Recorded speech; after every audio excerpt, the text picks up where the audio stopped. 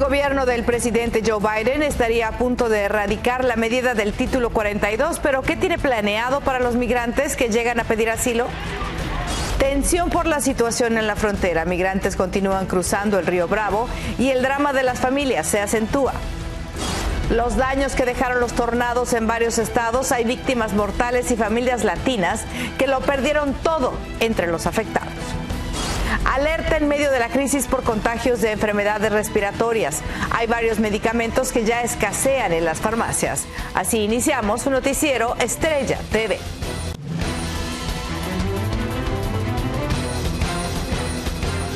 Hola, ¿qué tal? Muy buenas tardes. Bienvenidos a su noticiero Estrella TV. Les saluda Palmira Pérez. Muchas gracias por acompañarnos. Vamos a iniciar porque el secretario de Seguridad Interna, Alejandro Mayorkas, confirma el fin de la política del Título 42. No obstante, advierte que continuarán las deportaciones masivas después del 21 de diciembre. Vamos con Dayanis López, quien tiene todos los detalles.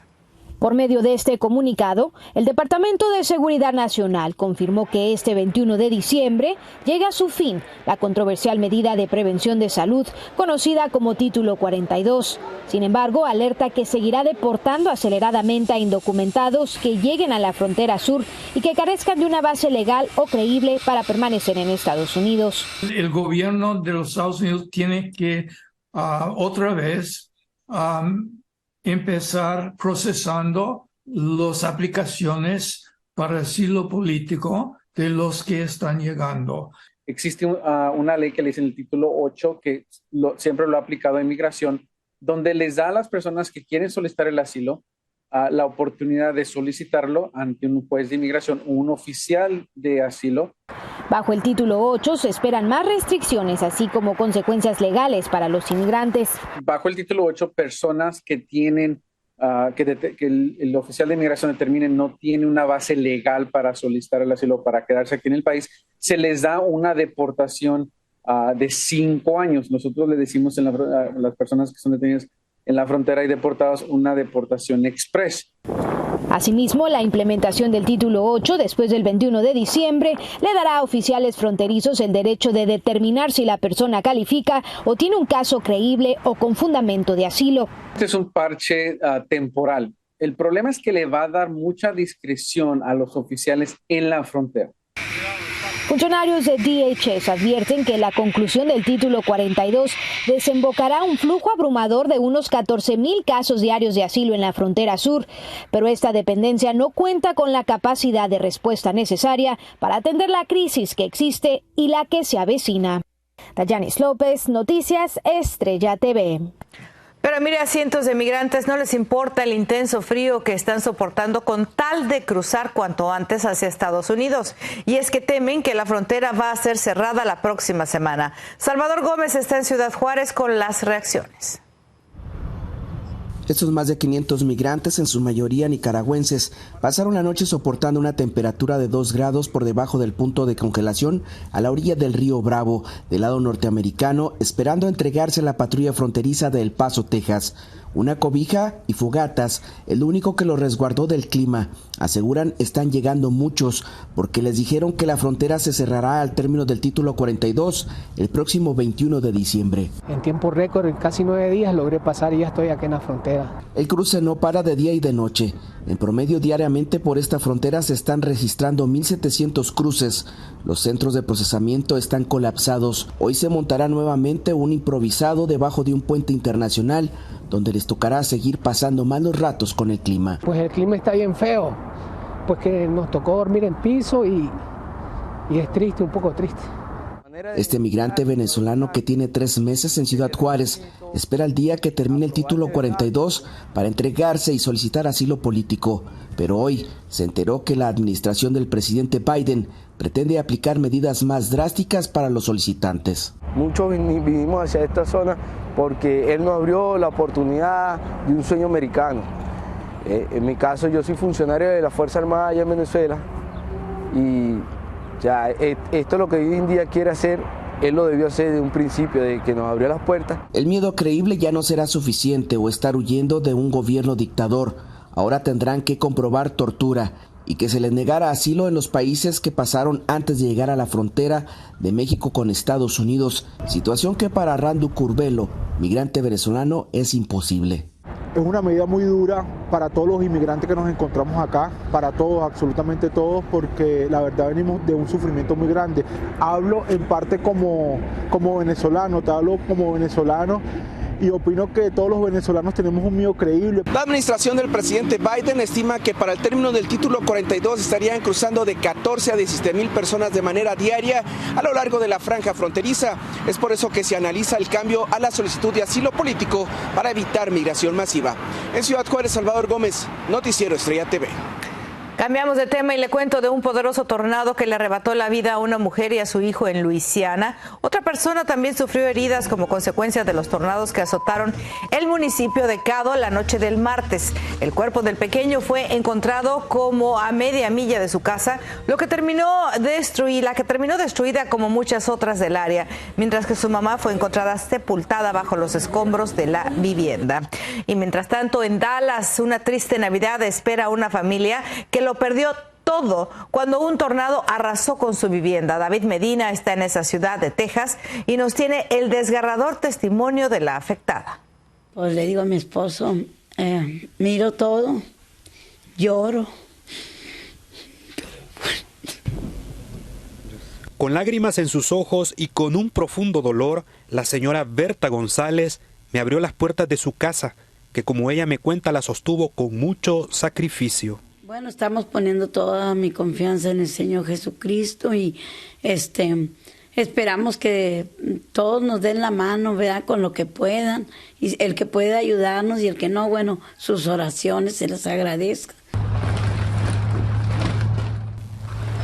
A pesar de haber perdido todo, ella está agradecida con Dios por darle la vida a ella, sus hijas y nietos, y a las personas que le han ayudado en esta situación difícil. Nos han apoyado muchos, con comida, ¿verdad? Con dinero, con ropa, y gracias a Dios, porque Él ha tenido misericordia de nosotros, ¿verdad? Pues yo le doy gracias primeramente porque quedamos vivos todos.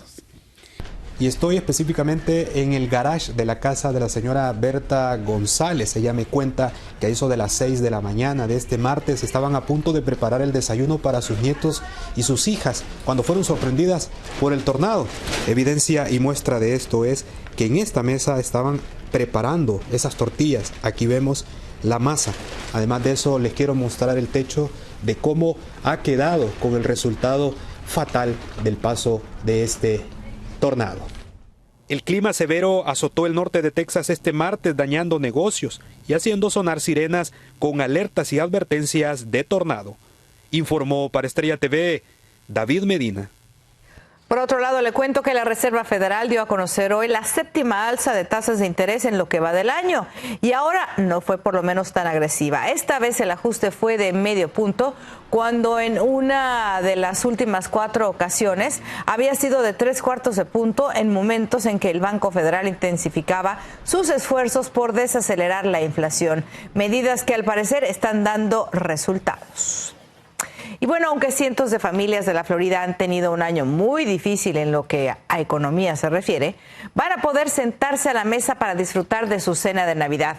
En Miami, Freddy Machado nos dice quién les está tendiendo la mano. Hace falta las ayudas. Dios suple y pone gente generosa. ¿Todo viene bien?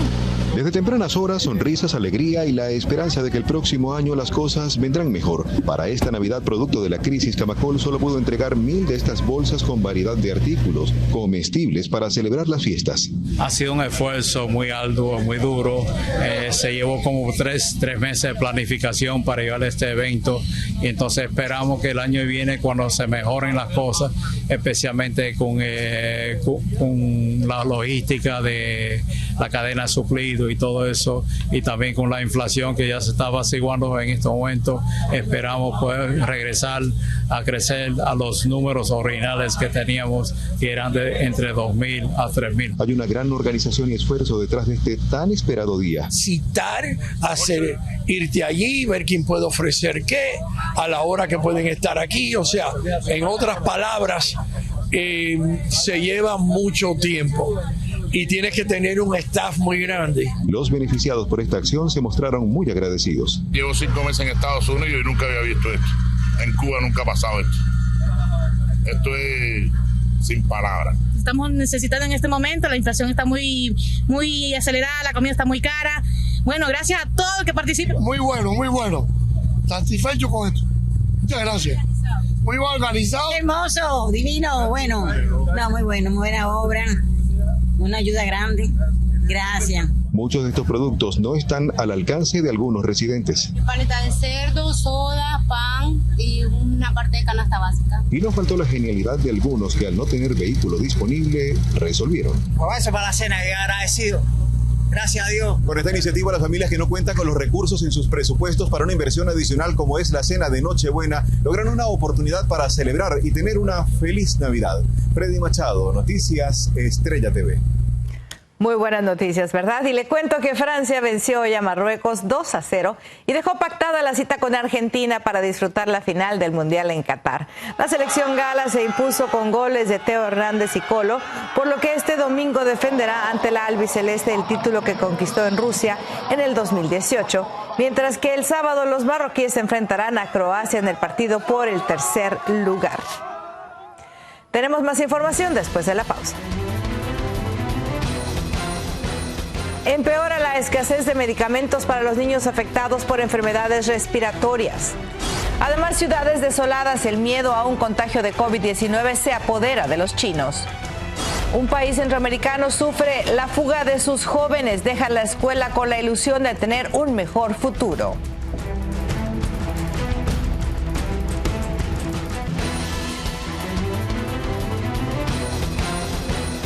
Gracias por continuar informándose con nosotros. Miren, en momentos en que se agudizan en el país los trastornos respiratorios en los niños, los padres de familia están desesperados porque no encuentran los fármacos que necesitan.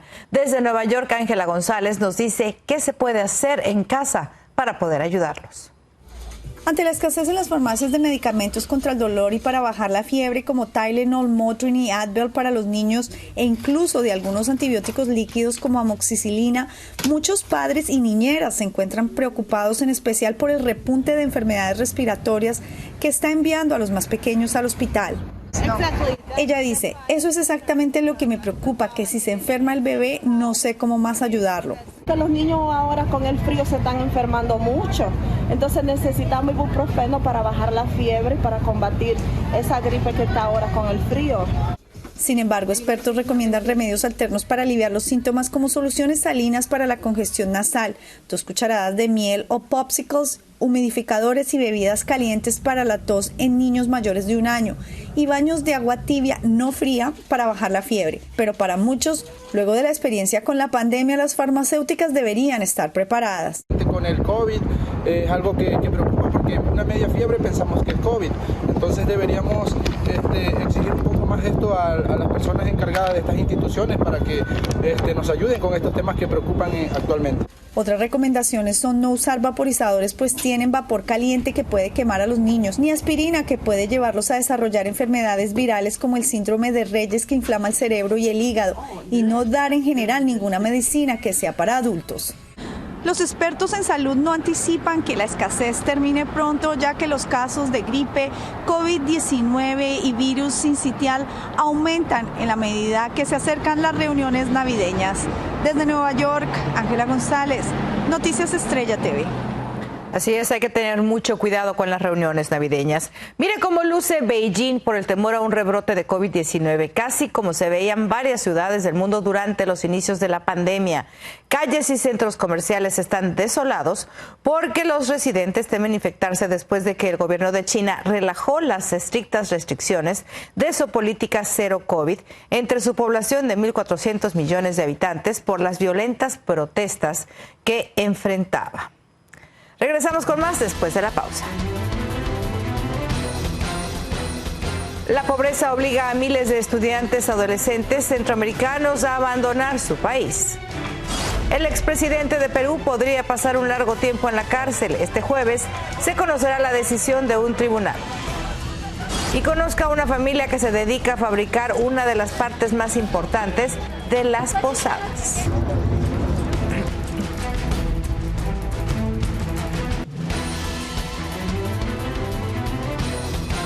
Seguimos con la información y le cuento que en Guatemala se vive una triste realidad causada por la pobreza. Está perdiendo a sus jóvenes estudiantes quienes ante un futuro incierto deciden dejarlo todo y emigrar. José Flores está en ese país y nos habla de esta problemática. Debido a la falta de oportunidades y de un plan para consolidar el nivel estudiantil entre la juventud guatemalteca, más de 1 millón de jóvenes y menores estudiantes abandonaron en el último año las escuelas para migrar hacia Estados Unidos, según un estudio realizado en todo el país. La mentalidad de los patojos al llegar a 13, 14, 15 años ya están pensando en migrar a otro país, ¿verdad? Para mejorar económicamente.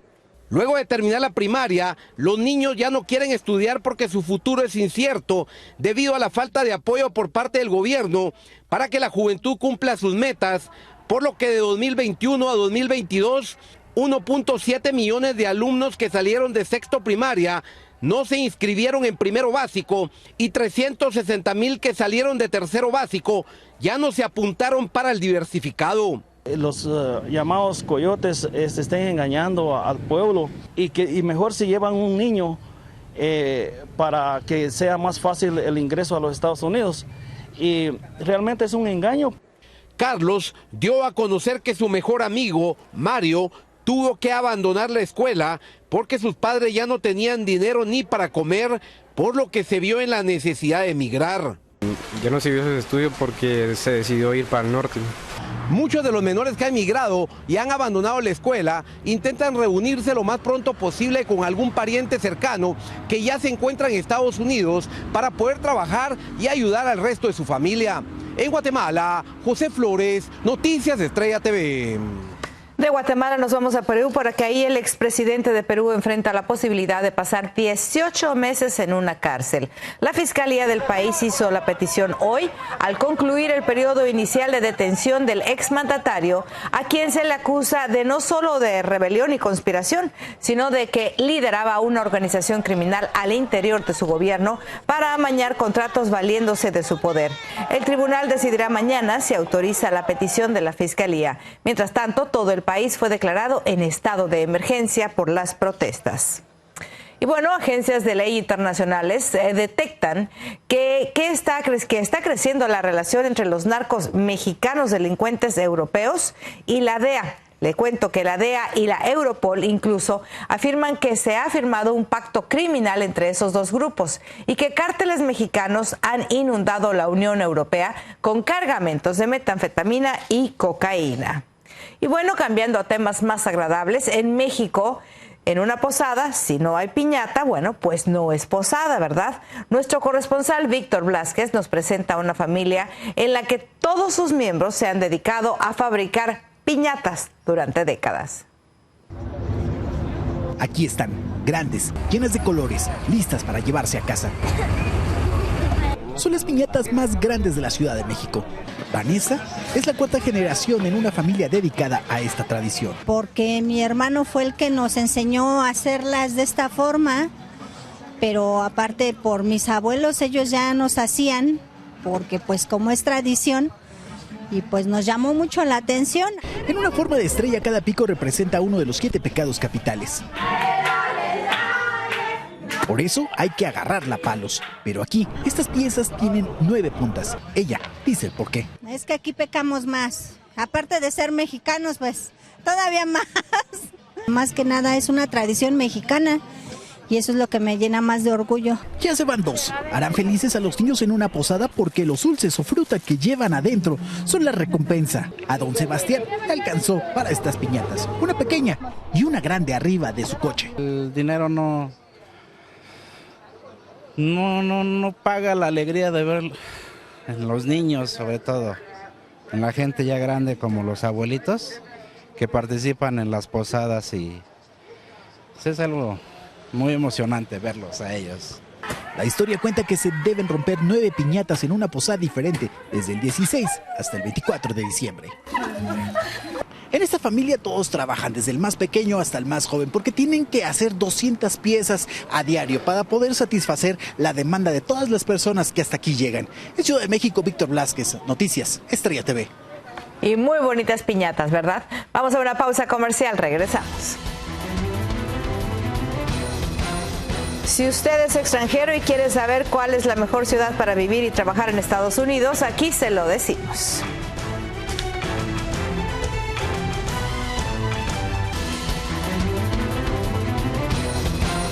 Continuamos con la información y le cuento que la mejor ciudad en Estados Unidos para vivir y trabajar es Miami. Esa es la conclusión de un reciente sondeo que realizaron entre 12,000 expatriados de la comunidad global Internations, que cuenta con más de 4,5 millones de miembros en todo el mundo. La número 1 en todo el planeta es Valencia, España, la siguiente Dubái y la tercera la Ciudad de México. Así terminamos. Muchísimas gracias por habernos acompañado. Hasta mañana. Buen provecho.